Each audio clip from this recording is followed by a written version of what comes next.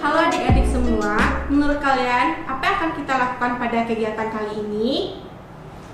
Perkenalkan, nama saya Layla Ramadhani, bisa dipanggil dengan Kak Ella.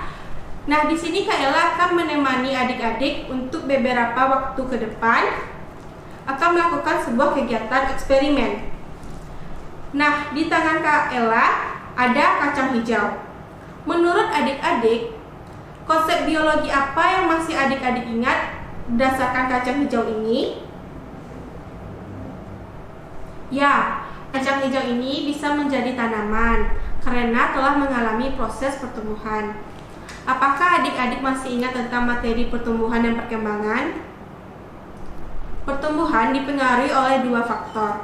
Faktor pertama yaitu faktor secara internal dan faktor kedua yaitu secara eksternal. Faktor eksternal terdiri dari cahaya, suhu, oksigen, kelembaban, air, dan nutrisi. Salah satu contoh nutrisi dari tanaman yaitu diperoleh dari pupuk. Namun yang kita tahu, pupuk sekarang banyak terbuat dari kimia sintesis. Di jurusan biologi, Universitas Negeri Padang telah melakukan inovasi baru, yaitu membuat pupuk organik cair yang terbuat dari ekoenzim. Nah, pada video kali ini terdiri dari 3 demonstrasi kegiatan praktikum. Pada video pertama, yaitu cara pembuatan ekoenzim. Ayo kita membuat ekoenzim. Pertama, kita harus menyiapkan alat dan bahan dalam pembuatan ekoenzim. Untuk alatnya terdiri dari wadah berbahan dasar plastik dan memiliki tutup yang rapat 1 buah untuk menyimpan hasil ekoenzim yang akan difermentasikan.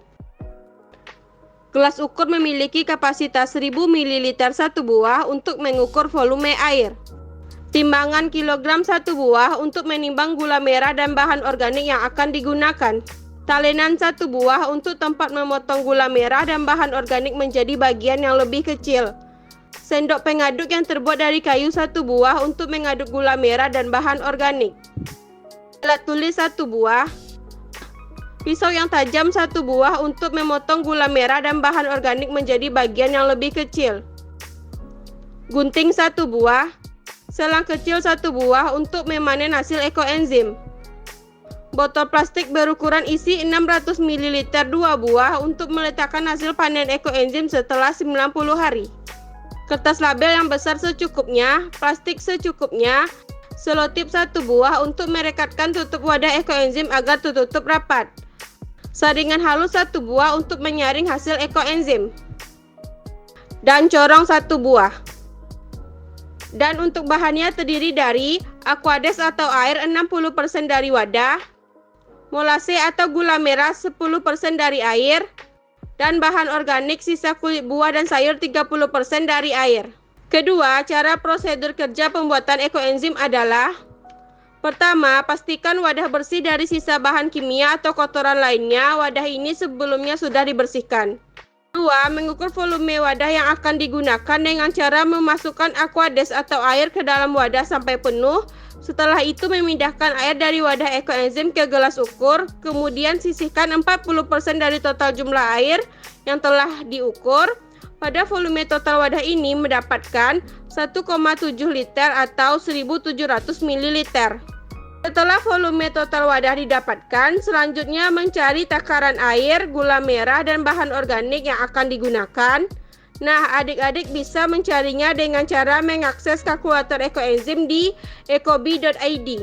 Untuk wadah berukuran 1,7 liter atau 1700 ml, maka membutuhkan air sebanyak 0,6 liter atau 600 ml, gula merah sebanyak 0,06 kg atau 60 gram, dan bahan organik sebanyak 0,18 kg atau 180 gram. 3. Setelah kita mendapatkan sebanyak 60% volume air, selanjutnya masukkan air bersih sebanyak 0,6 liter atau 600 ml ke dalam wadah ekoenzim. 4. Menimbang gula merah yang sudah dipotong kecil sebanyak 0,06 kg atau 60 gram dan melarutkannya ke dalam air dengan cara mengaduk gula merah dengan sendok pengaduk sampai larutan merata. 5. Setelah gula merah larut bersama air, selanjutnya menimbang bahan organik sisa buah dan sayuran yang sudah dipotong kecil sebanyak 0,18 kg atau 180 gram dan memasukkan ke dalam larutan gula merah dan air, lalu mengaduknya dengan sendok pengaduk yang telah dipersiapkan supaya bahan organik tercampur dengan larutan gula merah. 6. Menutup rapat wadah ekoenzim dengan merekatkan plastik dan juga merekatkannya kembali dengan selotip yang telah dipersiapkan supaya wadah ekoenzim dapat kedap udara.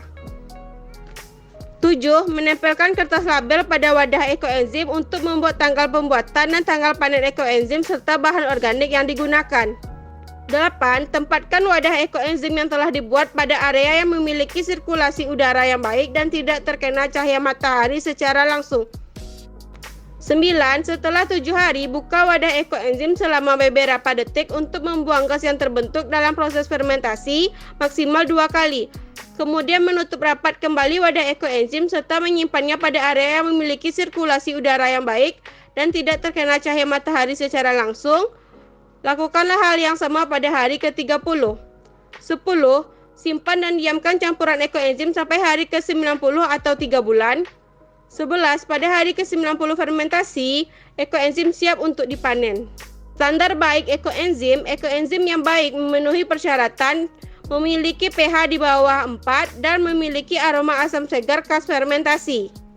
Informasi tambahan, pertama, jika fermentasi berjalan dengan baik, larutan fermentasi akan beraroma alkohol setelah 1 bulan dan beraroma asam segar seperti cuka setelah 2 bulan. 2. Kemunculan lapisan jamur dan lapisan seperti jeli pada larutan fermentasi adalah hal yang wajar. Seperti inilah tampilan mama enzim yang terdapat pada hasil ekoenzim pada hari ke-90 fermentasi.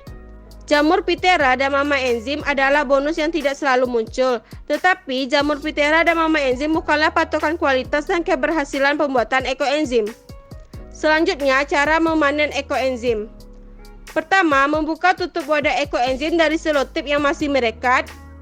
2. Tempatkan wadah ekoenzim dengan posisi lebih tinggi dari botol plastik yang akan digunakan untuk menyimpan hasil ekoenzim. 3. Masukkan salah satu sisi ujung selang ke dalam bagian atas cairan ekoenzim dan hisap ujung lainnya, lalu arahkan ke dalam botol plastik untuk penyimpanan ekoenzim. Hal ini dilakukan untuk mendapatkan cairan ekoenzim tanpa endapan. 4. Selanjutnya, sisa larutan ekoenzim yang keruh berada pada bagian bawah, saring menggunakan saringan halus dan juga corong. Kemudian pindahkan langsung ke dalam botol plastik penyimpan ekoenzim lainnya dan sisihkan ampas bahan organik ekoenzim. 5. Memberi label pada botol plastik penyimpan ekoenzim, yaitu memberi label ekoenzim jernih tanpa endapan, yang merupakan cairan ekoenzim yang berada pada bagian atas wadah. Dan pada botol plastik penyimpan ekoenzim lainnya, memberi label ekoenzim keruh dengan endapan yang merupakan cairan ekoenzim yang berada pada bagian bawah wadah. 6. Inilah hasil ekoenzim yang selesai dipanen dan siap untuk digunakan. Sekian proses pembuatan ekoenzim. Bagaimana cara menggunakan ekoenzim sebagai pupuk organik cair? Ayo kita masuk pada kegiatan kedua. Pada video kegiatan kedua ini akan menampilkan bagaimana cara pembuatan pupuk organik cair ekoenzim.